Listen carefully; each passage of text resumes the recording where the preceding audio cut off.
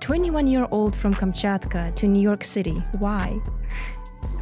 I never was prepared. I actually saw them, Irina Shayk and Bradley Cooper. Most memorable story for me, living in New York. I was always kind of behind. I was always feeling that I am the last, I'm the worst. There was something that they were discussing that I couldn't quite defend myself in. It's the city that changes you a lot. You grow up very quickly, and the person you were like months ago or even a week ago no longer exists. Hi, welcome to Refugee from Russia podcast. I hope you're doing well. I traveled across the United States to meet with people who immigrated to America from Russia to hear their stories. Now, this wasn't an easy task, and my team faced a lot of challenges.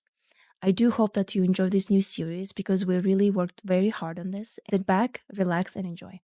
By the way, before I go, if you want to share your story with me, you're from Russia, from ex-USSR, leave me a comment or send me a message via my Gmail. It's refugeefromrussiapodcast@gmail.com.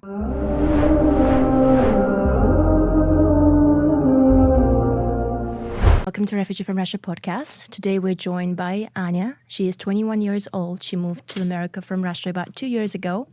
She's navigated her life in Manhattan, working in various restaurants while developing side projects in art, nail tech, and social media. Her main goal is to pursue a degree, build a wonderful career, but also find opportunities in the United States. A 21-year-old from Kamchatka to New York City. Why?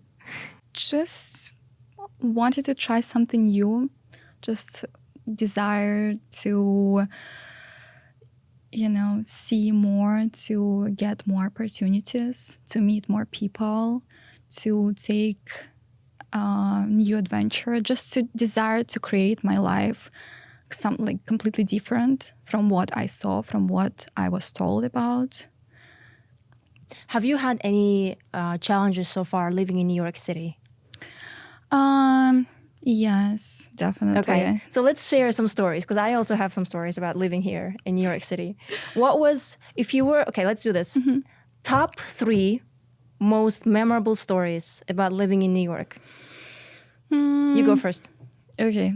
I think the first one is how I met Bradley Cooper and Irina Shayk. I've never met a celebrity in New York for the whole time I've been living here. It actually was, the main point is that I never was prepared and I never saw it coming. And it was actually the first day of my work. So I just moved to Manhattan and I came first to New Jersey. That's where I was working in different places. And I worked in this burger place by the ocean where a lot of New Yorkers came, and they were like hanging out there. And I met this lady, and she was the owner of the private preschool on Wall Street, and she invited me to work with her. And she was like, we have some celebrities, like their kids study with us. And at that time, I was just looking for the job. So I texted her, and I think it was Halloween. Yeah, it was Halloween day. And I crossed the room. I actually saw them coming in with their daughter, Irina Shayk and Bradley Cooper. And then I saw them for the whole evening across the room. And it was a real surreal. But it felt like they're just people. They were just enjoying. And that was a huge difference from what I saw, because you think they're so big and on the screens, but they have their own life, their own things. And it felt they just came to enjoy their daughter and just they're happy to be there. So I didn't want to distract them, but it still felt a little unreal. That's incredible. I have a friend of mine who lives in New York, and she's told me some stories about people that she's met. And I'm like, why didn't meet any celebrities while living in New York? So I did not have the same luck as you. Okay, we got this story number 1. The most memorable story number 2 about living in New York. I'll tell you a little bit of sad one while you're thinking. The most memorable story for me living in New York, I remember I think I was coming from a friend of mine. It was about 1 a.m. or 12:30. It was late at night. And I'm waiting on the train station to, get into a train. There was only 3 people on that train station waiting. It was me. There was a young girl there. I think she was my age. And there was an older gentleman there. And I don't see them because I'm my back is facing both of them. But I can hear them. The girl is saying something. At first, I didn't recognize what that was. But then as she was speaking louder, I noticed that she's uncomfortable. And she's telling this guy, don't touch me. Or I think that's what she was saying, don't touch me. And I turn around and I see that there is a weird interaction between them. And I just say, hey, she said, don't touch her, like leave her alone. And I remember this man is turning around and his hand went across my face. No way. Listen to this. In this moment, it was so quick. I was like, oh my God, what just happened? But my train came. So I get on the train.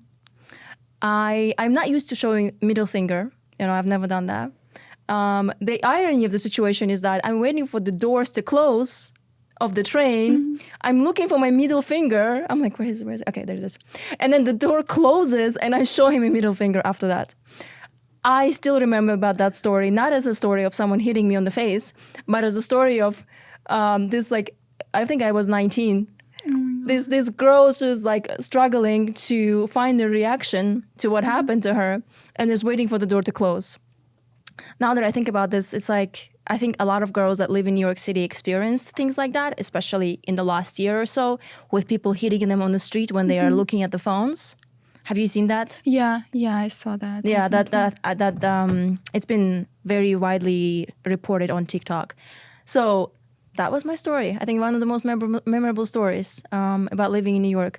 But one thing that I had in my head after that, I came home, I sat down, I think I was upset, and I was thinking, it's going to take more than one crazy man to drive me out of New York.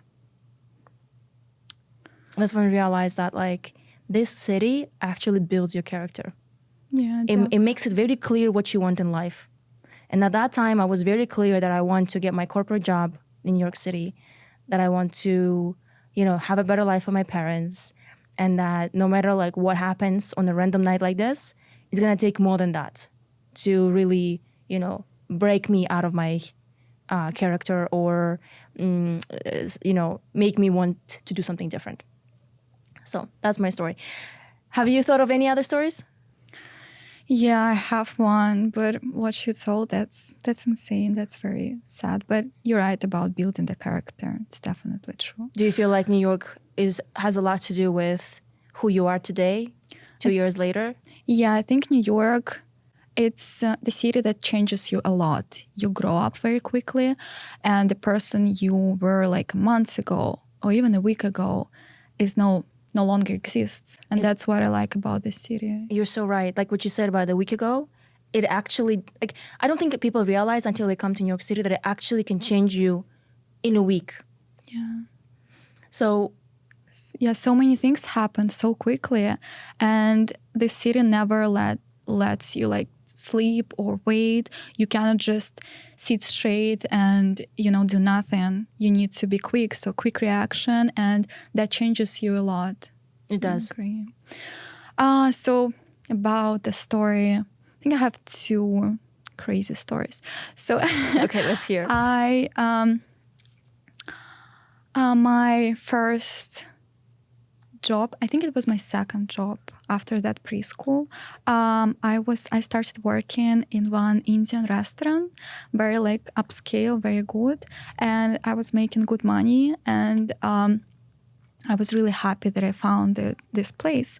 And it's not easy to find it's really and it's like not that. easy to stick, to stick with that, because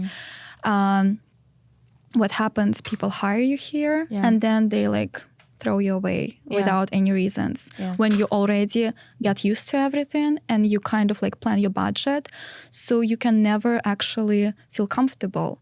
And the way how things are in the restaurant business, they're very like, they don't really care about people, and that's very sad.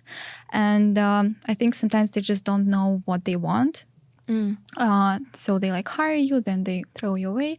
So I was working that place for I think 9 months, and I felt great. And it was my family. And you know how it is. Sometimes you just need this kind of people, at least at your working place, to just feel like you're at home. You need it like just to kind of like to be your family for this time. So those people were my family, and I was really appreciating that. And I think they hired a new manager for that place. So what happened, we didn't have manager for that period of time, for the whole 9 months since opening. So I basically was there since the start, since the first day. And then they hired this manager, and he fired me almost immediately after second week of him working there with no reason. So it was during the summer, and he gave me this stupid reason like, oh, you go to vacation, we need someone to work full time, even though it was summer and the owner said that we can't take vacation. So I definitely sensed like there was something else going on, but I was so like, I just accepted it, you know. I was like, that's the time to change things, and that's your positive thinking. Yeah, my positive thinking. So I was like, I'm not gonna fight. I'm not gonna, you know. I just told him on the phone, and it was on the phone also. So he didn't give me another chance, and just everything happened quickly. And I was like, okay, thank you for everything. Goodbye. And then I came in January to take my W-2 form for taxes, and I stepped in, and it turned out that manager was fired as well. And I was like, but why he fired me? So what's the reason? And the girl who worked there, she was like, I do really want to know that. I was like, yeah, of course. And she was like, oh, he was just sexist. So he didn't like young girls. And it was like, you know, it was a man in his like late 50s, grown man, and that was. You were the only girl working there? No, I wasn't. I mean, I was, I think, the only kind of like European Russian girl working there. Most of them were like Indian or Nepal, like from those countries. So I think that's why he didn't do anything with them, and just like fired me. And yeah, I'm sorry that happened. Yeah, it was so unfair, you know. Yeah. Do you feel better now that you know the reason, or no? I think so. Yeah, I know. I feel better. I'm kind of like trying to get back to that place. But that's what surprised me, because everyone portrays America as like a free country. Everything is fair. Everything is about people, cultures, like diversity. But there are still people like this who have their own, you know, way of thinking. So some people would go to an extreme and say like everything is good in America or everything is bad in Russia. But you do sometimes find the pockets of good and pockets of bad in any place that you're in.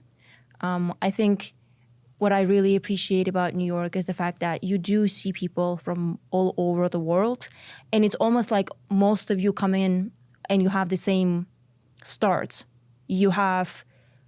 It's not like, at least from my experience, it's not like in Russia where you have to be of a rich parents, or you have to have connections, or you have to like know someone who knows someone. Here, oftentimes in New York, you see so many people, I'm sure you've met them too, who came with $200, $500, and they, you know, built amazing careers.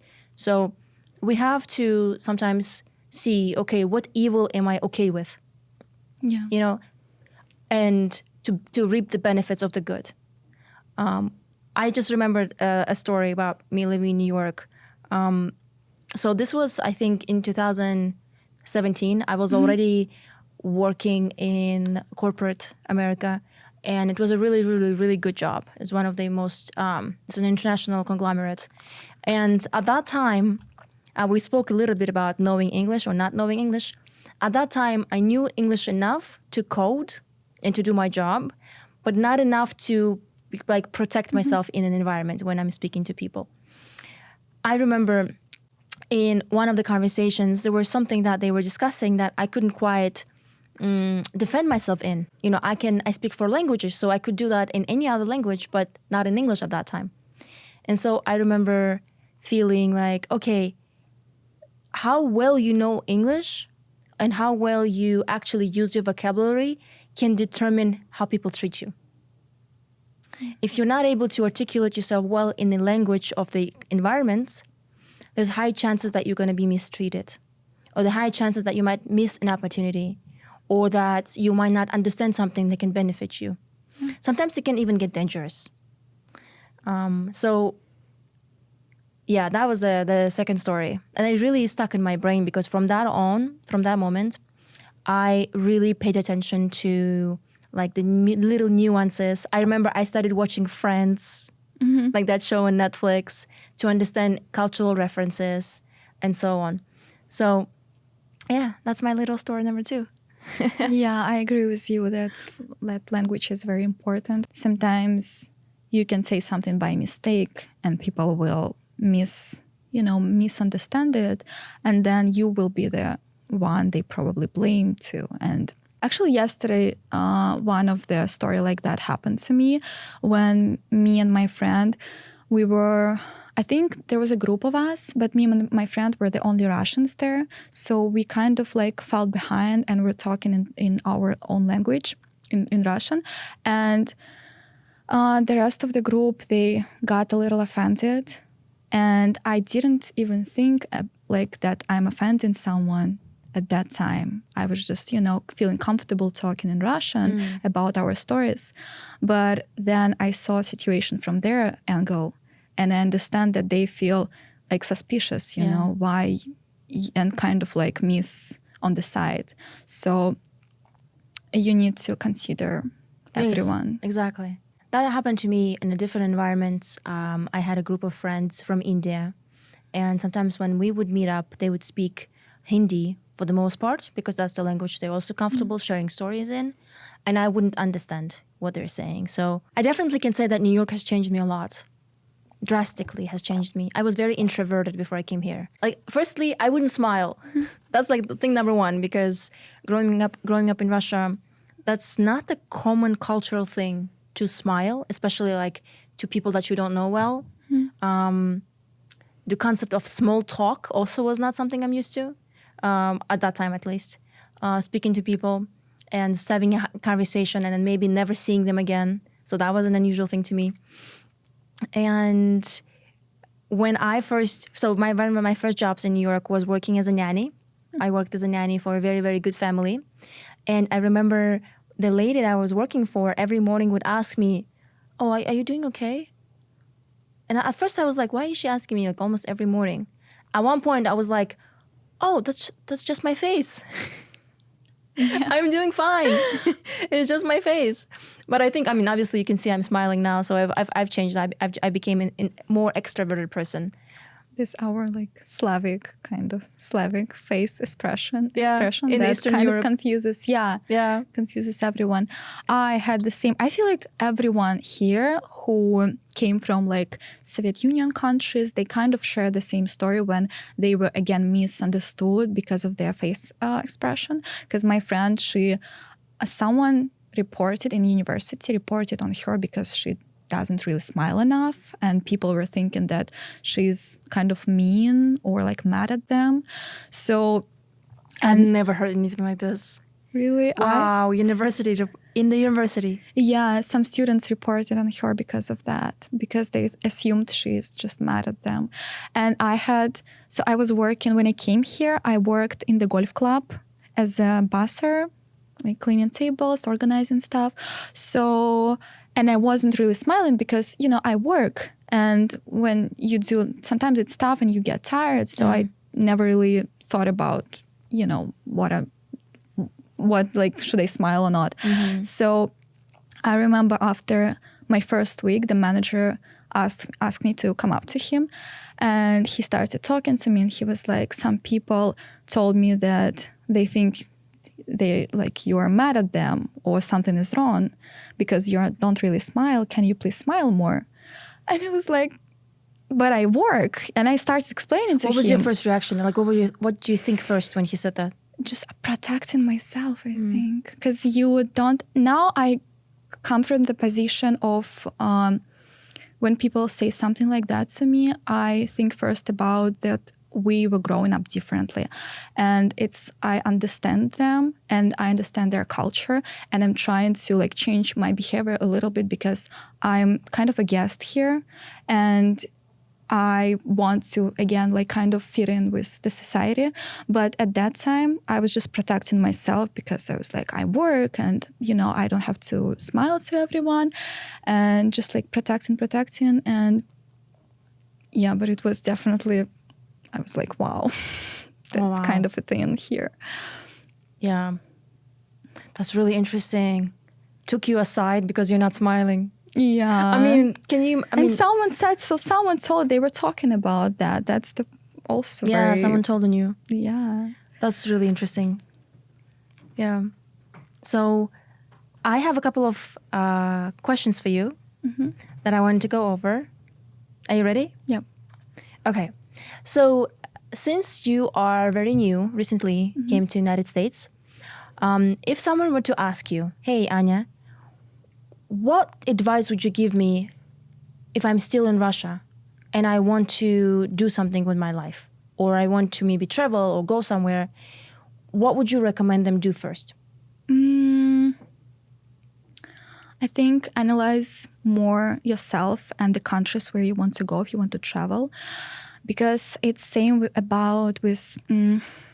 like when people want to study here and they don't see the full picture, because I feel like some universities here are not that well, and sometimes it's better to study in Russia than to study here, because some universities, they really like located in the middle of nowhere and you get no, like life experience, or people are just it's not your type of people, and those like I know my friends, they're just like dreaming about studying here, and I just always tell them that like make sure that it's your dream, it's your goal, not something someone told you or you saw something online and you just out of nowhere decided you want it. Like ask yourself first, and then I think just from there, just try to ask people around, because I'm sure there are people who did the same thing you want to do, and you kind of need to maybe copy them in some sort of ways. And just finding opportunities with like, maybe there are opportunities in your university where you study right now, with like abroad, like going abroad for the like studying somewhere, or just there are definitely opportunities around. You just need to be able to see them and know what you want first. Analyze yourself. I think first. Clarity really helps, because sometimes when you're not clear what you want, that thing can be right here in front of you and you're not going to see it. Yeah. Or you want something that other people want, and then you get it and you're like, I'm actually not happy. Not happy. Is it hard to make money in New York? It is. Yeah, it is. Hustle and hustle. You need to always, I don't know, just if you were to explain to someone from Russia, what does hustling mean? How would you describe it? I think it's kind of side jobs, like where you have when you have one work, but you still like grabbing these opportunities around, like go there and don't know, paint something, or just like selling something small, promoting yourself there, then like going to events to just like being a server and just or like clean something and stuff. Just try everything that you can. Being everywhere. You are working right now, right? Are you also studying? Not yet, no. Okay. So you're planning on pursuing education in the United States? So yeah, it's very confusing. I got accepted into one university here. Oh, congrats. Thank you. It was the happiest moment of my life, because I did all the documental job on my own, and I applied everything, and I sent everything. I applied on my own, and I got 4 scholarships even. That's amazing. So congratulations. Thank you. But I couldn't start studying because of my documents and stuff going on that I'm dealing with right now. But I told myself that it's definitely, again, happened for a reason. Maybe that's my sign to understand, to analyze myself better, what I want to study, what I want to do in the future, because at that time I was unsure, and definitely like just take more time to understand the goal, what do I want, The end goal. yeah. Yeah. But yeah.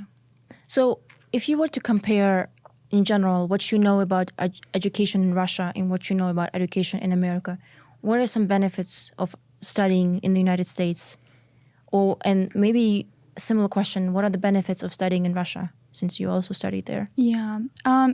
So I studied for a bit of time in St. Petersburg State University. That's a good university. Yeah, it's really good. Not easy to get in. The program where I was on in Russia, it's kind of similar to what America have, because they created this program. Basically, it's a liberal arts program in St. Petersburg. So it's kind of based on American way of teaching and studying. Oh, gotcha. So you see a lot of similarities. So basically, yeah, that's why it's kind of hard for me to say differences, because it's very like kind of American-based, liberal-based studying. Gotcha. So we were just writing. I like that we were writing a lot of essays, and we were developing our own topics, writing different papers. That definitely helped me to just express myself better, and just being better in just analyzing different books and authors. So, and that's what they have in America. So it's not, like quiz or something, questions. It's more about writing, about expressing yourself. And that's what they were teaching us since the first day. Like, create your own topic, take some books, and just work. What do you think? What do you feel about that? Yeah. What is your vision? Don't copy paste someone. Just understand, what do you think first. Yeah, I think that's really important. It's not gonna only help with school, but also in relationships, with family, being able to, again, go back to what you said about knowing what you want, having the clarity, being able to articulate your vision, and, be very, very certain about what you want. Was it difficult to get a scholarship though? Like, I think a lot of folks who are back in Russia would be wondering, like, oh my God, how did she get a scholarship? Was it a hard process? So, I wouldn't say that. So they just have a separate application. So you apply for universities on Common App website. They have an app as well. And there is another portal, I think it's CSS, for foreign students from different countries, where you separately applying for scholarships, and you just kind of like explaining and putting numbers, what your parents make, and what do you spend on, like, your different expenses. things. Yeah, and then they analyze whether you need it or not, and also, of course, they analyze your portfolio and your application. So that's why I submitted my art portfolio as well, and just we're trying to create the best essay, and very carefully they also ask about your activities at school, your rewards. So you need to work on that, and then getting this information, they will decide. But it's not hard. If someone were to follow your footsteps, and I'm gonna share the links to the websites that you mentioned, what would be your number one advice to those people? Believe in yourself. Just believe that you are very unique and you have something to share, and that you deserve this place, and that no one can take it from you. I love that. Was it something that you were taught by your parents, or is it something that you taught yourself growing up? Because what you're saying is, to some people, it doesn't come easy. Yeah, and it didn't come easy to me as well, because I was growing up thinking I'm always like not enough. And from professional sport is very, I would say it's cruel in some ways. What sports did you do? Swimming. And it wasn't easy. It wasn't, I wasn't natural in that. I was always kind of behind. I was always feeling that I am the last, I'm the worst, and I was always trying constantly to improve myself, to do better. But it just, sometimes that's not your door, you know? That's going back to the talking about analyzing yourself. Sometimes you're just knocking on the wrong door all the time. And that was what swimming was for me. Beautiful. Because my dad wanted me to be like a professional swimmer, not probably understanding that that's not my path. So eventually I grew up kind of like shy, thinking that, you know, like you kind of like, that changed you a lot.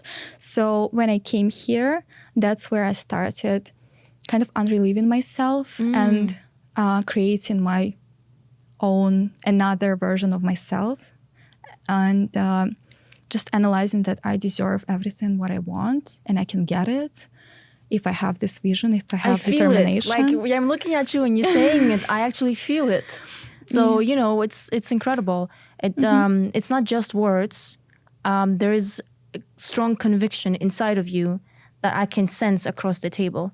So I hope that New York doesn't take that away from you, because sometimes it does give you this sense of, oh, I am on top of the world, and then takes it away from you at one point. So I hope it doesn't do that to you, because what you're saying is very inspiring, and I would love for people who are sitting at home back in Russia to think about what they want, perhaps follow your footsteps, apply for a scholarship, you know, and see what happens. We were talking a lot about New York, and I think this is one of the main threads of today's interviews. I really would like to talk about your, if you don't mind, personal life in New York and your connections. One of the things that people complain about all the time, it's super hard to find friends. There's about 17 million people living in New York, yet people feel lonely, people feel alone. When you first came to the United States, how did you feel? Did you have any friends or any people that you knew, or did you start from scratch? So I came with two people that I knew from Russia, and we were just on the same program working in the golf club that I mentioned.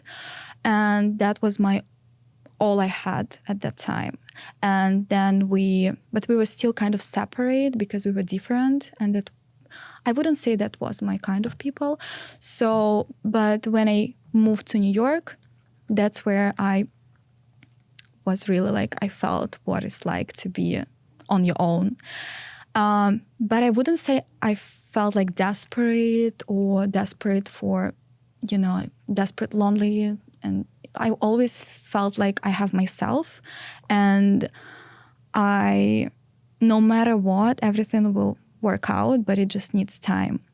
And at that time I lived on Upper East Side of Manhattan, and I was renting a room with some American people in the apartment. So that was my kind of family at that time, and that was enough. And from that point, I started looking for people. At first, I was creating my circle from like people who I work with. And we just started going out, getting to know each other. But I still felt that that's not my people. They're just people who I happen to be with, and I'm grateful to them, but we don't really connect. I don't feel this soul connection. And then I was moving, and I remember last January, I moved back to New York. And that was the loneliest actual point of my life, because I realized that I don't have any friends, any people to talk to in New York. And plus I didn't have jobs, so I was looking for that as well. I think Instagram helped me a lot, because at that time I was lonely kind of, and I was like, what can I do? And I think Instagram and creating my own blog and developing it helped me a lot, because I was just getting a lot of love and support from people online, and talking about myself, my past, helping other people, giving advices, sharing this love online helped me. And then it was really hard, because it's really hard to, it's hard to attract people online, and there are a lot of... Yeah, you don't always attract good people. There's some people that have malicious intent. And it just, in general, it's like competition for attention. There are so many other, people who those people can follow to, why they need to follow you. So my goal was to create my kind of own brand and create videos telling people about myself and just like sharing as much as I can in the best way, and mass following people. That's what I did. And from mass following people, they noticed me and they were following me back. And that's how we met in person. And now I can kind of like proudly say that I have a good circle of people who I feel very connected to. And I celebrated my birthday, and that's on my birthday, that's when I understood that people here are my family, and I'm never lonely. I always have someone, and people love me, and I'm always surrounded by love. That's beautiful. What determines your person? How do you differentiate or make that decision that that's my person? I think sometimes you can just sense it, but just by the energy. But I feel like it's also I like when people like know what they want and they're open with their emotions. Attractive. Yeah, that's very attractive. And you see their determination. You see this in their eyes, the fire in them. And sometimes I know that we're all struggling with something, and you can be, sometimes you're not like, you don't need to be the best to like attract me, for example, but it's just sometimes I appreciate honesty when people are honest with themselves and they see what they want, and they're very open with their emotions, with their stories, and they also like appreciate you. And I also like grateful people. That's what attracts me, like when the person is grateful for what they have. And you attract what you have. And I think the fact that you are cultivating gratefulness inside of you, it becomes a gravitational magnetic match, let's say, to people in your life who also appreciate and are grateful of what they have. So you guys connect on that mutual sense, mutual feeling inside. I wanted to ask you a couple of more questions and then do a very fun exercise with you. So one of the things that you and I talked about before the interview was leveling up. And I wonder, what does leveling up mean to you? Because, you know, everyone might say, some people say leveling up is getting a bag. Others say leveling up is getting that corner office. Some might say leveling up is marrying a rich guy. What does leveling up mean to you?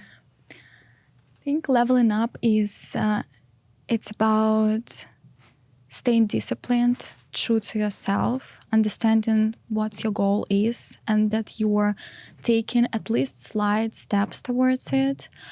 And also leveling up is about just in general taking lessons from life and understanding that everything happens for a reason. And if this situation happened, you need to think about it. You think to take it as a lesson. And it's just leveling up is not about also physical things or, you know, money and stuff. It's also about just being the best version of yourself, and just like you are not understanding that you are not who you were yesterday, and you can recreate your past. You can take a turn that you are the only master of your face. I love that. So I have something for you. Try not to think too much about the answer. Just say whatever comes to mind first. Finish the sentence. I wish I... We can skip that. I'll come back to it. So many things I wish. I'll come back to this. It's interesting that I live in New York. I regret that I